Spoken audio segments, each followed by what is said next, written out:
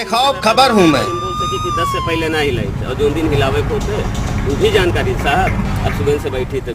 खबरें हमारी पहचान है। की तरफ काम करती है तो बहुत सारी चीजों में सुधार होता है। तो हमारे यहाँ का जो सुधार है वो आप ही लोगों के जो क्या बोलते हैं प्रयास के द्वारा हुआ है, तो इसके लिए आप लोगों को धन्यवाद देना चाहेंगे। कलम और कैमरे की नजर से दिखाता रहा हूँ आपका दर्द। मदद लिया वो 10 से 14 हजार रुपए तक भेज दिया। वहाँ दवा चला लेकिन डॉक्टर फिर बोले कि आप अपने घर ले जाइए, बचने की आसरा नहीं है इनको। क्योंकि आपके अहम मुद्दों पर है बेखौफ खबर की तेज नजर। नमस्कार, आप देख रहे हैं बेखौफ खबर स्पेशल और मैं हूं सिराज अहमद खान। आज हम उस योजना की हकीकत को बयान करने वाले हैं जिस पर मोदी सरकार ने दावा किया कि हमने 80 करोड़ गरीब लोगों का पेट भरने का काम किया है। बेखौफ खबर आज उसी योजना में हुए 16,000 करोड़ रुपए की कमीशन खोरी का खुलासा करेगा। लेकिन उससे पहले आइए देखते हैं टॉप 5 रिपोर्ट की अन्य 4 खबरें। आज की हमारी पहली रिपोर्ट कल के रामराज और आज के रामराज का फर्क दिखाती है। जहां एक और उस रावण का हर वर्ष दहन किया जाता है जिसने सीता मैया का हरण कर उन्हें बंधक बनाने की हिमाकत की थी, तो वहीं दूसरी ओर आज का रामराज है जहां एक बच्ची को अगवा कर एक जिले से दूसरे जिले घुमाते हुए 8 घंटों तक 4 हैवानों ने बलात्कार पर बलात्कार किया और पीड़ित इंसाफ के लिए दर दर भटकने को मजबूर है। मामला बहराइच का है जहां एक 15 वर्षीय बच्ची को 4 हैवानों ने नशीला पदार्थ पिलाकर उसके घर से उसे अगवा किया और फिर श्रावस्ती जिले के एक मकान में ले जाकर लगभग 8 घंटों तक सामूहिक बलात्कार किया, जिसकी सूचना पीड़ित परिवार ने क्षेत्रीय थाने से लेकर प्रदेश के आला अधिकारियों तक को दी। लेकिन न जाने क्यों पीड़ित की फरियाद सुनने की बजाय आपकी सेवा में सदैव तत्पर रहने वाली पुलिस एक आरोपी को बचाने में व्यस्त है। हमने सर घर पे मेरे कोई नहीं था, तो हम ये लोग आए थे तो हमने कहा कि चलो चाय बनाते, ये लोग नहीं चाय ना हमको लेकर आए अपने चाय, तो वहीं पर चाय हुई। फिर उसके बाद बेहोशी हालत में जब कैलाश होटल पे गाड़ी पे मेरे को लाते चलते गाड़ी, तो जब गाड़ी के अंदर बलात्कार करने लगा तो मेरे होश है तो हम इन लोगों का चेहरा देखा। इश्तियाक, मंसूर, मोनू, सालू 4 लड़के थे, एक एक करके तो बलात्कार कर रहे थे। फिर उसके बाद जब कमरे के अंदर लेके गए तो वहाँ पर भी बलात्कार कर, फिर ये लोग जब थाके तो ये लोग कुछ बाहर निकल गए, कुछ लेने के लिए चले। तब जब हमारे होश आए थे तो अपने भाई के पास हमने मैसेज करे कि तुम्हें आके बचा लो, ऐसे ऐसे मुसीबत में फंसी। तब मेरे भाई ने घर पे यहाँ फ़ोन कर बताया कि ऐसे ऐसी बात है। फिर वहाँ मतलब फिर ये लोग पहुँचे, फिर बलात्कार कर, फिर मारा पीटा, फिर सीने के बाद जला भी दिया हमें, फिर लिए मारने के लिए। तो वहाँ जब पुलिस वाले ने इन लोगों को दौड़ाया तब ये लोग हमें गाड़ी से ढकेल दिए। जब मेरे घर वाले पहुँचे तो बेहोशी की हालत में हमें पहुँचा। और यही बात मैं अदालत में भी बोली है, जो बात अभी यही बोली यही बात अदालत में भी हमें बोला है। मामला यही था कि जो है इन्हों लोग आए थे, हमने ना होते पे हम रहे नहीं।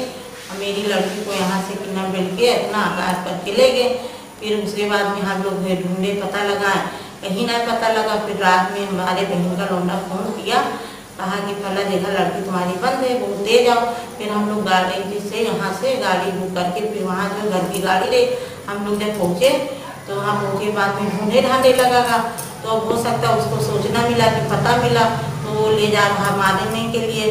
फिर गाछ हो गई पे तो पुलिस वाले बैठे थे, वो खरीदी तो ये जो है गिर गए।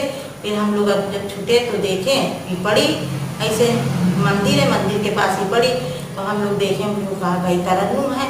तब इनका जो बेहोशी हालत में हम लोग लेके गए, तब वहाँ हम लोग जो सोडा नींबू सब पिलावा का जो है, उसके बाद में होश आवा। फिर इनका लेटा ले। फिर सुबह हम नागंदर वकील के वहाँ पहुँचे 6 साढ़े 6 बजे जो बजत रहेंगे। फिर उनसे हम दरख्वास्त लिखा, उनका लौंडा दरख्वास्त एप्लीकेशन लिखी, उनका लौंडा हमारे साथ खुद थाने में गवा। तो हमारा FIR नहीं FIR गलत है। फिर अपने पास से लिख के और उसका नकल हम बदल दी, हम साथ चले आए। उसमें 3 मुलजिम जेल चले गए। एक मुलजिम जो है बहुत ताकतवर है, पैसे वाला है, वो डरवाता धमकाता है कि जो है तुम लोग के साथ जो करना है हम लोग करेंगे। तो मैं सभी लोगों के साथ में वहाँ जब बिंगा पहुँचा हूँ तो लड़के वहाँ पे भीड़ लगी हुई थी। तो सभी लोग जो है लड़के को घेरे हुए खड़े हुए थे। जब हम लोग वहाँ पहुँचे हैं तो लड़के को हमने पहचाना, लड़की की माँ भी थी, उसकी खाला भी थी। तो हम सभी लोगों के हाथ में लड़की को देखे, फिर उसको हम लोग वहाँ से पिटे। मैंने हल्ला सुना कर यहाँ गली में लोगों का, और फिर जब सबसे देखा तो एक लड़की थी, कुछ लोग भी पीछे थे उसके, तो वो लड़की कुछ नशे की हालत में थी। मैंने इतना ही देखा, फिर उसके बाद में अपने परिजनों के साथ अपने घर चली गई। आज की हमारी दूसरी रिपोर्ट जुड़ी है अवैध मांस के कारोबार से, जहां एक और उत्तर प्रदेश में गौवध अधिनियम लागू है, जिसके तहत 10 साल की जेल और 5 लाख तक के जुर्माने का प्रावधान है। लेकिन फिर भी कहीं न कहीं से ऐसी तस्वीर सामने आ जाती है जिससे धार्मिक भावनाएं भड़क उठती हैं, और इन सब का कारण होती है पुलिस की भ्रष्ट व लचर व्यवस्था, साथ ही सरकार की नाकामी भी, क्योंकि आजकल सरकारें ठोकने पर विश्वास करती हैं, नियमों का सख्ती से पालन कराने पर शायद नहीं। देखिए, मैं श्रीमान जी आपको बताना चाहूँगा कि इसमें माननीय योगी आदित्यनाथ जी जो मुख्यमंत्री उत्तर प्रदेश के भावी मुख्यमंत्री हैं, उनके द्वारा गौवंश पे बहुत ही अच्छी योजनाएं चलाई जा रही हैं। जैसे ही उन्होंने शपथ ग्रहण किया, उन्होंने गौ आश्रय स्थल के लिए धन आवंटित किया और गौ आश्रय स्थल का निर्माण करवाया, और पर मंथ पर हेड गौवंश पे पर हेड और पर मंथ 900 रुपए दिए जा रहे हैं। ठीक है, वह चाहे गौआश्रय स्थल हो और वह चाहे पालक किसान हो। लेकिन माननीय योगी जी का प्रयास विफल हो रहा है, क्योंकि शासन द्वारा तो पैसा आवंटित किया जा रहा है, लेकिन जमीनी हकीकत कुछ नहीं है। जमीन पे वो आके पूरी तरह से विफल हो जाते हैं, जिसमें जिला प्रशासन और जिला मुख्य पशु चिकित्सा अधिकारी डॉक्टर बलवंत सिंह जैसे अन्य लोगों की भूमिकाएं बहुत ही संदिग्ध हैं। और रही बात गौहत्या की, गौहत्या में पूर्णतया पुलिस दोषी है, जिसकी भूमिका पूर्णतया संदिग्ध रहती है हमेशा। ठीक है, अगर पुलिस चाहे तो गौहत्या नहीं, कोई अपराध भी नहीं हो सकता है, लेकिन पुलिस प्रशासन पूरी तरह मौन है। उत्तर प्रदेश में गौवध अधिनियम लागू है। गाय को काटना, मारना, उसका मांस का व्यापार करना कानून के खिलाफ है, उसमें सजा का प्रावधान है। मैं यह भी बात मानता हूं कि बगैर पुलिस की मिली भगत के कहीं भी गौहत्या नहीं हो सकती है, और इस बात को मैं चैलेंज के साथ कह सकता हूं कि इस देश का 80% मुसलमान गौ मांस नहीं खाना चाहता है। और अगर ऐसा कहीं कृत्य होता है तो जो व्यक्ति ने गौवध किया, गौ मांस काटा, वो काटने के बाद क्या वहाँ रुकेगा? वो फरार हो जाएगा। जब अगले दिन आसपास के लोग को पता चलता है और तनाव की स्थिति बनती है, तब वहाँ पर केवल दरोगा जी चाहे एसओ साहब या इलाकाई पुलिस केवल दबाव कम करने के लिए और सरकार को दिखाने के लिए गुड वर्क, निर्दोष लोगों को पकड़ के जेल में डाल देती है।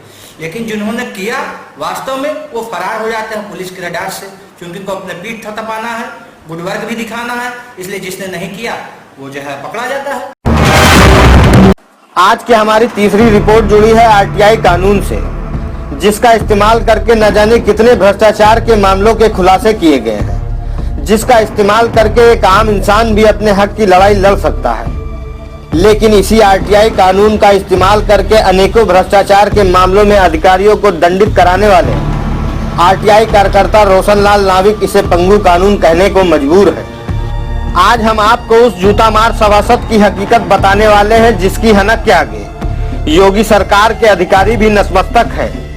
कमीशन खोरी इस हद तक सिस्टम पर हावी है कि जैसे चोर चोर मौसेरे भाई हों, एक चोरी करे तो दूसरा बचाने में जी जान लगा दे। मामला 13 मई 2020 का है, जब मानक के विपरीत निर्माण कार्य करवा रहे सभासद चांद बाबू की स्टिंग द्वारा बेखौफ खबर ने यह खुलासा किया था कि नगरपालिका में खुलेआम लगभग 50% कमीशन लिया जा रहा है, जिस पर तुरंत अधिशासी अधिकारी पवन कुमार ने निर्माण कार्य को रुकवाते हुए ठेकेदार को नोटिस जारी करने की बात कही थी।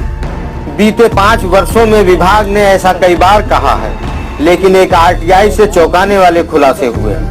इन तीनों तस्वीरों में दिख रहे इंटरलॉकिंग के निर्माण कार्य को कराने वाली फर्म धारक का नाम एक आरटीआई में पूछा गया था, जिसके जवाब में नगरपालिका प्रशासन ने कहा था कि तस्वीर नंबर 1 और 2 के निर्माण कार्य कराने वाले का नाम उल्लेख नहीं है, जबकि हाल ही में ईओ पवन कुमार ने कहा था कि तस्वीर नंबर 1 का निर्माण कार्य कराने वाले को नोटिस भेजी गई है। अब ऐसे में सवाल उठता है कि जब पता ही नहीं कि निर्माण कार्य किसने कराया तो आखिर नोटिस किसे भेजी गई। दूसरे सवाल के जवाब में बताया गया कि सभासद ठेकेदारी नहीं कर सकता, किंतु विभाग में पंजीकृत फर्म टेंडर में भाग ले सकती है। यानी कोई भी सभासद पैसे के दम पर अगर विभाग में फर्म पंजीकृत कराने में सफल हो जाता है तो क्या सब ठीक है? सर, आपको जो सूचना दी गई थी वो मानक के विपरीत निर्माण कार्य की, उसकी लिखित भी कापी आपको दी गई थी, उसमें क्या किया गया सर? अभी उसमें मैंने नोटिस दिलवाया था, नोटिस उन्होंने जवाब नहीं दिया अभी तक। नोटिस का सर वो कह रहा था, जो जिसने एक खुलासा किया था सभासद, वो कह रहा था कि अगर आप पैसे नहीं लोगे हमसे, मतलब वो पैसे देने कुछ आया था कि ले लो और बोलो मत, तो बोल रहा था कि आप नहीं लोगे तो हम 10-12 हजार दे के वहाँ अपना जो है जुर्माना कटवा लेंगे, कुछ जुर्माना करके कुछ कटवा लेंगे। जुर्माना नहीं सकती है, उसमें जो जितना वो मानक के विपरीत काम किए होंगे जी, उतने की कटौती हो जाएगी उनके बिल से। अच्छा, उतने की कटौती के बाद क्या उनको उसकी फर्म पे दोबारा काम दिया जाता है सर विभाग को? जैसे एक बार किसी भी फर्म पे या तो ब्लैक लिस्टेड कर रहे हैं, समझ रहे हैं? नहीं, किसी तो हो सकता है किसी फर्म पर अगर लंबी होती है, किसी फर्म पर अगर ऐसे काम के खुलासे होते हैं तो क्या उन पर जो है ब्लैक लिस्टेड नहीं किया जाता है? अब ब्लैक लिस्टेड जैसे पहली बार है, अगर 2-4 बार अगर वही कार्रवाई वो लगातार करते रहेंगे तब फिर किया जाएगा ना, ऐसे थोड़ा कि एक ही बार में उसको ब्लैक लिस्टेड कर दिया जाएगा। सर, ऐसे कई मामले हैं जो है हम ही बता चुके हैं विभाग को, बेखौफ खबर के द्वारा हम ही जो है नहीं तो अब कई जगह से दे चुके हैं, लिखित में भी हमने इसको दे दिया है। हाँ, एक चल रहा है, इसमें भी कार्रवाई होगी कुछ ना कुछ। तो सर इसकी कार्रवाई से जरा अवगत करा देते तो हम आगे जो है तो अभी कोई कार्रवाई नहीं होगी ना, अभी तो नोटिस नहीं है, नोटिस का जवाब आ जाएगा। फिर 2 महीने से ऊपर हो गया लगभग, जवाब नहीं आया। जवाब का इंतजार कब तक करते हैं सर विभाग, कब तक करेगा? आप जो उसमें समय दिए होंगे, 15 दिन दिए होंगे, 20 दिन दिए होंगे, फिर दोबारा देंगे, अगर नहीं दोबारा पाएंगे तब फिर आगे कार्रवाई कर देंगे। फिलहाल विभागीय कार्रवाई नहीं हुई है। हाँ, अभी विभागीय कार्रवाई नहीं हुई, जांच चल रही है। नगर पालिका में कोई एक नहीं बल्कि लगभग सभी सभासद ठेकेदारी करते हैं। मौजूदा समय में नगर पालिका क्षेत्र में कई जगहों पर मानक के विपरीत निर्माण कार्य कराए जा रहे हैं, जहां पीले ईंटों का प्रयोग खुलेआम किया जा रहा है, परंतु हर बार नगर पालिका पत्रकारों को भ्रमित करने का काम करते हैं। कहा जाता है कि नगर पालिका में मोटा कमीशन लेने के एवज में विभाग भ्रष्टाचारियों की पूर्ण सहायता में जी जान लगा देते हैं, जिसकी वानगी एक आरटीआई के जवाब में देखी जा सकती है। देखिए, सूचना का अधिकार कानून जो है भ्रष्टाचार को उजागर करने के लिए इसकी स्थापना की गई थी, परंतु अधिकारियों ने और सरकारों ने ही इसको पंगु बना दिया। न्यायालयों को आपने स्वतंत्रता नहीं दी है और केसों का निस्तारण न होने से केसों का अंबार लग जाता है और जो जज हैं उनके पर वर्कलोड इतना होता है कि वो निर्णय ही नहीं दे पाते हैं।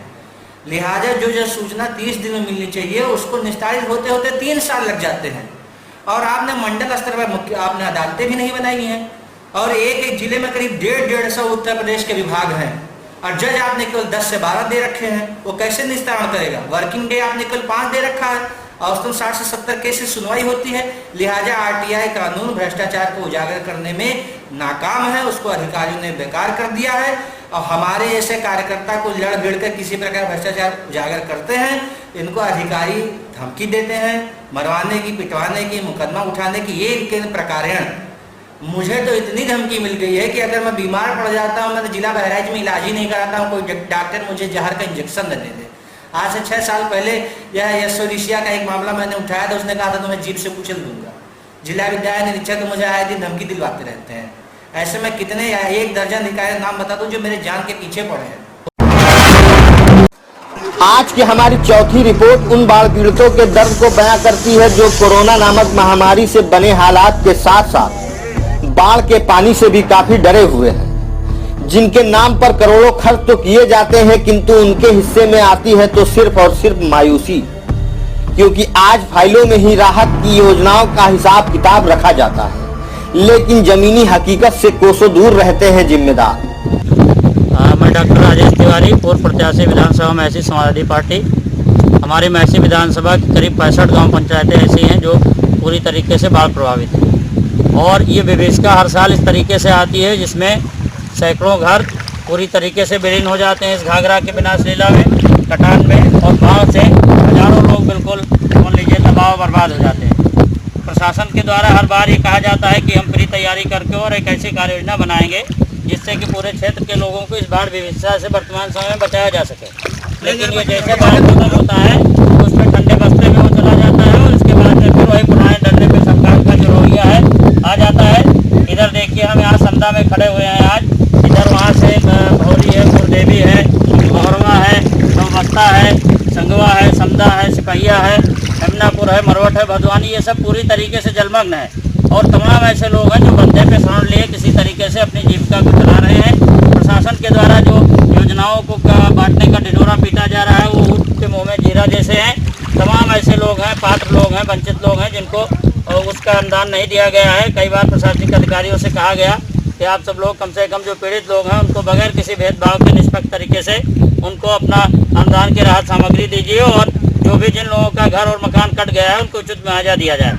ये हमारी तरफ से और समाजवादी पार्टी की तरफ से मांग है कि जितने भी पीड़ित लोग हैं उनको इसका अनुदान, राहत सामग्री और गृह अनुदान दिया जाए, ये हमारी मांग है। बाढ़ पीड़ितों की बात छोड़ ही दीजिए, हम लोग मुख्यालय शहर में रहते हैं, जरा सी बारिश में गली गली में घुटनों घुटने पानी भर जाता है और हम गाड़ी लेकर चले तो नालियों में घुस जाएंगे।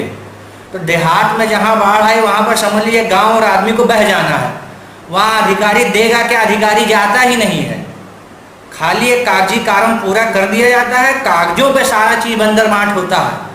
सरकार का एक शेड्यूल है कि प्रति व्यक्ति या प्रति परिवार को यह लाभ देना चाहिए, लेकिन वहाँ पार्ले जी और 1 किलो लैया बांट के योजनाओं का बंदर बांट कर लेता है, कागजी काम कोरम पूरा कर लेता है, पैसों का बंदर बांट नीचे से लेकर ऊपर तक बराबर हो जाता है। आपदा को अवसर मानने वाली मोदी सरकार को शायद इतना भी नहीं मालूम कि उन्होंने जिन लोगों के हाथों में 20 लाख करोड़ रुपए की जिम्मेदारी सौंपी है वो चोर नहीं बल्कि महाचोर है। आर्थिक मंदी से जूझ रहे भारतवासियों को पीएम मोदी ने ये तो बता दिया कि हमने आपदा को अवसर में बदल दिया, किंतु ये बिल्कुल भी साफ नहीं किया कि अवसर है तो सही पर किसके लिए, देश की आम जनता के लिए या फिर भ्रष्ट और धन्ना सेठों के लिए। सरकार ने अपनी नाकामी को छुपाने के लिए महामारी के दौरान धड़ाधड़ योजनाओं का ऐलान करके ये तो बता दिया कि हमने 20 लाख करोड़ रुपए खर्च करके आपके लिए योजनाओं का आविष्कार किया है, किंतु ये जानने की तनिक भी कोशिश नहीं की कि आखिर उन आविष्कारक योजनाओं की जमीनी हकीकत क्या है। आज की हमारी 5वीं और अंतिम रिपोर्ट जुड़ी है प्रधानमंत्री गरीब कल्याण अन्न योजना से, जिस पर सरकार ने लगभग 80,000 करोड़ रुपए खर्च किए हैं, जिसके तहत 80 करोड़ लोगों को सीधा लाभ पहुंचाने का दावा किया गया था। लेकिन इसी योजना में ही खुलेआम लगभग 16,000 करोड़ रुपए की कमीशनखोरी की गई। देखिए इन तस्वीरों को और अंदाजा लगाइए कि जिस 20 लाख करोड़ रुपए के खर्च की बात की जा रही है उसकी असल हकीकत क्या है। क्या नाम है आपका? रईस खान। कहाँ रहते हैं? ग्राम सभा गौड़हरिया। मौजा कौन सा है? गौड़हरिया। गौड़िया मौजा जी। थाना कौन सा लगता है? मोतीपुर। क्या मामला है आपका? मामला ये है, ये जो पिछले 2-3 राउंड से ये गल्ला ही नहीं दे रहा है जी। और फिर उसके बाद जब गांव के लोग जाते हैं तो ये कहता है कि हमने हाई कोर्ट से जो है इसको लिया हूँ कोटा और हमारा यानी गलत लफ्जों में कहता है कि हमारा ये नहीं करवा पाओगे, वो नहीं करवा पाओगे। मतलब ग्रामीणों को गल्ला नहीं मिलता है? हाँ नहीं मिलता है सर जी। वही चावल ये है। ये चावल कहाँ जा रहा था? चावल बेचने जा रहे थे, पिकअप पे लदा है बेचने जा रहे थे जी। कितना पिकअप में कितना चावल लदा हुआ है? 6-7 बोरी है। 6-7 बोरी। पर वो जो है जब मौका पावत है बस ऐसे धीरे। स्थानीय प्रशासन को आपने सूचना दिया? जी दिया, SDM साहब के पास हमने स्वयं एप्लीकेशन डाला, फिर भी कोई कार्रवाई नहीं हुई। जी। जयंकर चौहान कहाँ रहते हैं? ग्राम पंचायत निमलिया, विकासखंड हजूरपुर, जिला बहराइच, बरही गाँव। क्या समस्या आपकी? हम लोग 3 महीने से गल्ला नहीं पाते हैं। क्या नाम है कोटेदार का? कोटेदार का नाम है राम अचल जी। तो अंगूठा लगवा कर चला जाता है जी। फिर बाद में कहता है आज नहीं कल ले लेना, कल नहीं परसों ले लेना। फिर दोबारा जब जाते हैं जी तो कह रहा है ख़त्म हो गया जी। यही समस्या हर महीने आती है, लेकिन 2-3 महीने हो गए लगभग बिल्कुल ही नहीं दिया है। क्या नाम भैया? प्रदीप कुमार। क्या दिक्कत है आपकी? दिक्कत हमारी ये है कि गल्ला नहीं मिलता है, जब जाओ जी तो वापस कर देता है, जी फिर कार्ड चढ़ा देता है। जी फिर जब कार्ड देखते हैं तो उसमें चढ़ा हुआ होता है, बाद में कहता है कल आना परसों आना, फिर बोलता है कि आप दोबारा आएगा तब देंगे। इसके बाद में पूरा महीना खत्म हो नहीं जाता तो है। आप उनसे कहते नहीं कि आपने मतलब जब गल्ला नहीं दिया क्यों चढ़ा दिए? तो बोलता है आपको गल्ला दे देंगे, आप परेशान क्यों हो? नहीं तो कहते भैया बच्चे भूखे मर रहे हैं, आपने कभी? कहता मैं क्या करूँ, जब आएगा जब दूंगा। थे तुमका? हाँ हाँ जैसे आरो साहब पैसा लेते हैं तो आरो साहब क्या कहेंगे तुमसे? आरो साहब लेते ना बिहार का बतावत हो दिया का बताओ बतावत कहे ना होंगे, वो बतावत तो ही विभाग में पूरा। अभी देखो तो जो भी हिसाब लेते हैं, बतावत हुई तो हिसाब काहे लेता है? नहीं अभी जो है देखे ना कहा था 1 लाख रुपया लेके जो है कोटा सस्पेंड कर दी होगा। तो बात सही, लेकिन बतावत हुई थी काहे एक्शन लेता बताओ? एक्शन काली है 4 बार 5 बार बुलवाई से लोगों की लग गया चोरी से। ठीक है, क्या तुम मेरी नौकरी खा लोगे? ये तो हमारे बप्पा है, 40 तो किए ना ये ऐसे कही इनका अजय भास्कर वाले हुआ है इनका पलटे की खला, अरे ब्रिज के नीचे केसरा वाली चला कहा या देखो हम तो मतलब 3-4 टू कर रहे हैं, हम हमेशा ना करें कभी ना करें, मतलब 3-4 दिन करे रहा। तो कही ये तो सब चलो ठीक है, ये देखो मेरे बप्पा है 40 तो मेरी नौकरी खाए ले ऐसे कही क्या करिए। कहीं नगर 5 लोग घर में है तो 5 का अंगूठा लगाओ, अगर न लगे तब उसके बाद में पर अच्छी कर रहे नहीं तो नहीं करना। तो जाओ वहाँ ऑफिस से मिलो, यहाँ कोई काम नहीं होगा। ठीक है, मतलब नहीं बताओ कुछ राज ना बताओ नेताजी, बात माना हुआ सब फायदा हुई है। इस टाइम की बात बताई थी, इस टाइम पहले कहा होता है समझा होता है, इस टाइम बस वही है पूरा 5 किलो काट लिया है तो वही में हम खुश हैं। ठीक है, हम अपनी तरफ से बताइए। तुम खुश हो ना? अभी जो है रिसिया में बवाल हुआ है, अपने सुना हुआ 2-3 दिन पहले, तो वहाँ 4.5 किलो देते, तुम 4 किलो दे दो, वो 4.5 किलो देते, तो ऐसे 4.5 किलो देते तो का एक नियम है 4.5 किलो। और लेकिन हमारा लोगों का एक नियम कहा है मालूम है, जैसे 7 यूनिट है तो 1 यूनिट काट लिया, 4 यूनिट है 5 यूनिट तो कटबे नहीं करेंगे। और काल रेडी 4.5 अगर चल रहा है तो अच्छा बढ़िया बढ़िया कमा रहा है। मतलब से 1 यूनिट 5 किलो का है, आधा किलो 1 यूनिट का हमारी 7 यूनिट है तो 3.5 किलो काटिस तो 7 यूनिट है 3.5 किलो काटिस की नहीं काटिस। तो अगर 4 यूनिट है तो पर 2 किलो काट ली तो 18 किलो। जैसे वो किलो के ऊपर आधा किलो काटा था, एक कार्ड के ऊपर, और ये बहराइच में एक कार्ड के ऊपर 1 किलो काटा जाता है। एक कार्ड पे एक आदमी पे एक आदमी पे एक आदमी पे आधा किलो काटा। वो काटा नहीं है, वो तो समझ लो आदमी दे रहा है चौक से, तो की बात अलग है।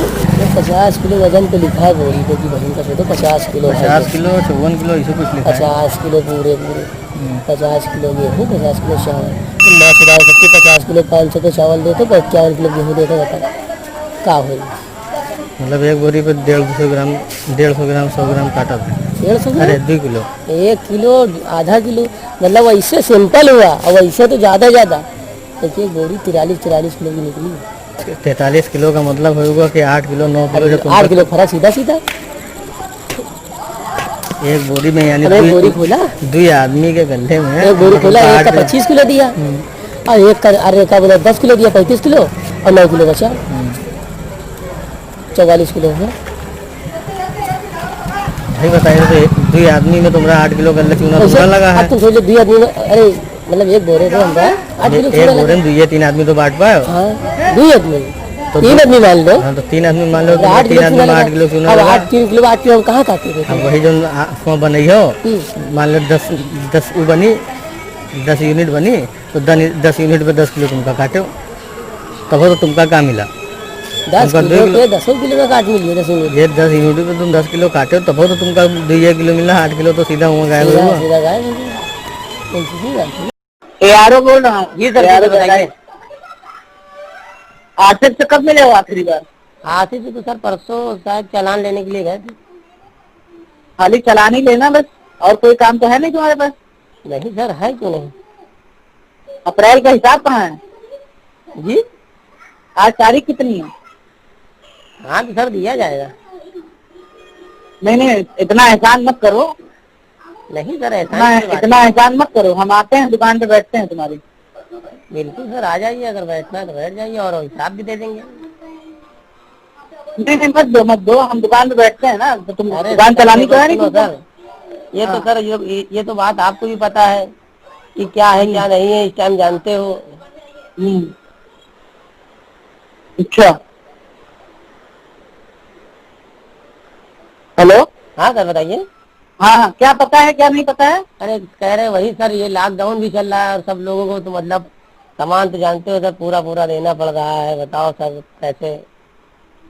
अच्छा अच्छा, चलो ठीक है, तब पूरा दो फिर, कोई बात नहीं, चलो पूरा दो। सर बहराइच में जितने भी कोटे हैं लगभग सभी पे 1 किलो अनाज कम दिया जा रहा है। और आपके जो इंस्पेक्टर हैं वो उनसे पैसा जबरन वसूल रहे हैं। क्या कहना चाहेंगे आप? कहाँ का? अभी हम कुछ नहीं कहना चाहेंगे सर किसी भी कोटे पे आप चले जाइए, आपको 1 किलो गल्ला कम मिलेगा। बताइए, किसी पर्टिकुलर बताइए, जनरल स्टेटमेंट नहीं सही रहता। आप जो है पर्टिकुलर कोटा बताइए, पर्टिकुलर इंस्पेक्टर बताइए। अब बहराइच के आपके आरओ हैं, उनके खिलाफ हमारे पास कुछ ऐसे सबूत आए हैं जिसमें वो पैसा लेने का दबाव बना रहे हैं। अच्छा, कोटा आपको कोटा कौन से यार साहब जी, कौन से यार साहब? बहराइच नगर कौन देख रहा है सर आपके पास? बहराइच नगर हेमंत कुमार देख रहे हैं। हाँ तो हेमंत कुमार के ऊपर है, समझ लीजिए। मंडे को मिलिएगा, मुझे दिखाइए। सर आज हम खबर लगा रहे हैं और इस संबंध में कुछ सबूत हम अपनी खबर में दिखा रहे हैं। सर हम आपको पहले भी एक सूचना दे चुके थे कि जो है, सुनिए तो, हमने आपको सूचना दी थी कि गोदामों से अनाज कम आ रहा है। अच्छा, तो आपने जो है कहा था कि एसडीएम से मिलिए। अभी जो है ये तो आपके ही विभाग का बिल्कुल मामला है, आपके ही विभाग के लोग ले रहे हैं। तो बस इसी पे जानना चाहते हैं कि अगर कुछ अब साबित होता है तो क्या उन पे क्या कार्रवाई की जाएगी?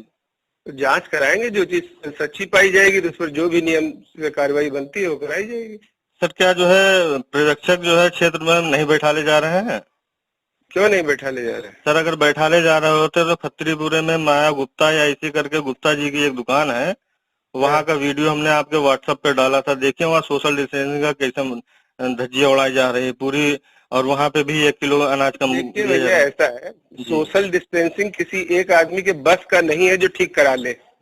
लोग बेताब होकर एक दूसरे के ऊपर चढ़ते हैं, अपनी जान की परवाह नहीं करते हो, तो केवल पुलिस ठीक करा सकती है, मारे डंडा सर उनको। वहाँ पर पर्यवेक्षक आपके नहीं थे, अगर पर्यवेक्षक बैठे होते तो शायद ऐसा नहीं होता। तो मुझे आप बताइए, मैं देखता हूँ किस विभाग के पर्यवेक्षक लगे, उनके विभाग के हेड से बात करता हूँ कि आपके पर्यवेक्षक नहीं पहुँच रहे हैं। तो सर बताइए तो हम आपका जो है, जो आपके इंस्पेक्टर का काम है वो करें और दौड़ते फिर सबके एक जगह का हम बताएं फिर आपको। नहीं, वो आपका काम नहीं, वो इंस्पेक्टर को ही करना चाहिए। लेकिन अगर आपकी जानकारी में कोई चीज आई है, आप बता रहे हैं, तो अगर आप भी बता देंगे तो जल्दी हो जाएगा। बिल्कुल बिल्कुल सर, इसीलिए हम आपको बता रहे हैं खबरों के माध्यम से भी और फोन पे भी।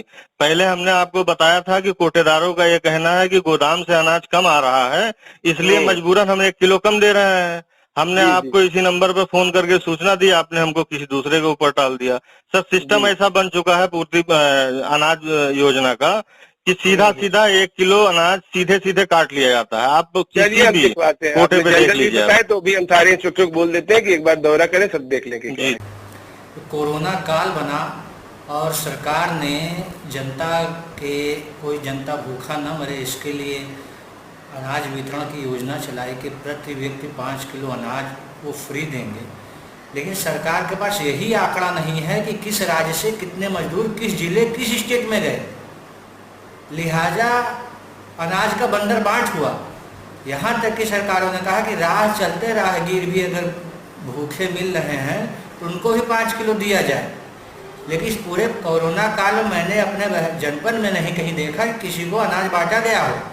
सारा अनाज जो बांटा जा रहा है सब कागजों पर बांटा जा रहा है। देखिए भ्रष्टाचार इतना बढ़ गया है कि योगी जो मोदी चाह कर भी इसको नहीं दूर कर पाएंगे, क्योंकि भ्रष्टाचार 1 दिन या 1 साल या 1 वर्ष का नहीं है, ये चला आ रहा है और ये फाइलों में एक लाइन में व्याप्त है। अधिकारियों ने इसका शूल बना दिया है। सरकारें 5 साल के लिए आती हैं, अधिकारी को 60 साल नौकरी करता है। जिसकी सरकार आती है अधिकारी उसकी चापलूसी करने लगते हैं, उसको हिस्सा पहुंचाने लगते हैं। लिहाजा उन नेता और सरकार के द्वारा उन अधिकारियों को अभय मिल जाता है और वो भ्रष्टाचार में लिप्त रहते हैं। मैं ये मानता हूं कि भ्रष्टाचार का मुख्य मुद्दा लेकर भाजपा सरकार आई केंद्र में या प्रदेश में, लेकिन उसके बावजूद ये भ्रष्टाचार पर अंकुश लगाने में नाकाम रहे। क्योंकि अगर मोदी जी या योगी जी स्वयं में चाहे जितने ईमानदार हो जाएं, लेकिन इनके नेता जब तक ईमानदार नहीं होंगे, भ्रष्टाचार नहीं खत्म होगा। और नेता को चाहिए पैसा, और नेता कहाँ से पैसा पाएगा? वो अधिकारी से लाएगा। अधिकारी कहाँ से लाएगा? जनता की गर्दन पर रख के लाएगा। नहीं नगद लेगा इधर से, नहीं तो उधर से, चाहे गले में कटौती कर ले, चाहे उनसे नगद ले ले। मुझे कोई एक जिला एक हफ्ते के लिए दे दिया जाए, 50% में वहाँ का भ्रष्टाचार को अगर न दूर कर दूं तो मुझे सरकार जेल में डाल सकती है। क्योंकि मैं RTI करते करते जान गया हूँ कि फाइलों में किस प्रकार का अधिकारी भ्रष्टाचार करते हैं। गया को कराया, खा को खाया, करो खाओ गाओ, मतलब सारा भ्रष्टाचार व्याप्त है फाइलों में। योगी जी और मोदी जी मुंह से कहते हैं कि हम भ्रष्टाचार दूर कर देंगे, लेकिन भ्रष्टाचार आप जुबान से कहने से होगा? भ्रष्टाचार विरोधी अधिनियम है, आपने उसमें सजा कितने को दिया? आप हर साल वित्तीय योजनाओं का बजट आप पास करते हैं, मार्च फाइनल जिसको कहा जाता है, और हर विभाग के लिए आप बजट आवंटित करते हैं कार्य के खर्चे के लिए, अगली कार्य योजना के लिए। लेकिन आपको साल भर में कितनी शिकायत पुलिस विभाग की मिली, कितनी शिकायत वित्त की मिली, कितनी शिकायत आपको जो है डेवलपमेंट की मिली, उस पर निस्तारण कितना हुआ, कितने लोगों को न्याय हुआ? अदालतों के आपने निगरानी को लेकर रखा कि कितने केस वहां पर दाखिल हुए, कितने जो है निस्तारण हुए हैं, सूचनाएं में कितने केस दाखिल हुए, कितने निस्तारण हुए। आप अदालतों पर आप कसीन नहीं कर रहे हैं, जय निरंकुश हो गए हैं। वो जो है फैसले नहीं देते हैं। जो फैसला हमको 3 महीने मिलने चाहिए 3 साल लगता है, जो 3 साल मिलने चाहिए 13 साल लगता है। हमें न्याय ही नहीं मिलेगा, और प्रशासनिक स्तर पर तो न्याय मिलने की उम्मीद ही नहीं है। तो वहाँ पर भ्रष्टाचार है, पैसा नहीं देंगे आप काम नहीं होगा। पैसे कमाने के तरह तरह के रास्ते हैं, आपकी फाइल लटका देंगे, आपका काम नहीं करेंगे, कल आना परसों आना। आज के लिए बस इतना ही, फिर मिलेंगे अगली टॉप 5 रिपोर्ट में आपके मुद्दों के साथ। जय हिंद।